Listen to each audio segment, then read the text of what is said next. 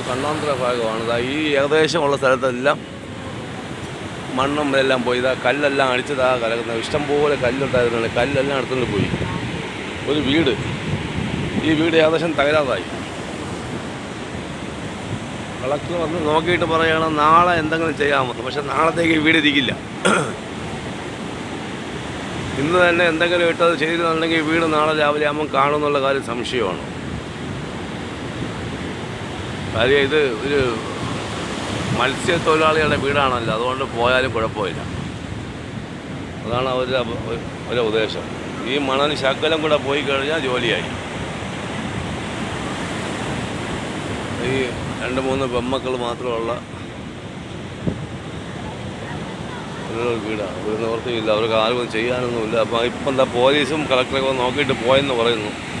ഇന്ന് ചെയ്തില്ലെങ്കിൽ നാളെ രാവിലെ ആകുമ്പോൾ ഈ വീട് കാണൂലെന്ന കാര്യത്തിൽ സത്യമാണ്. വീട് കാണത്തില്ല. മത്സ്യത്തൊഴിലാളികൾ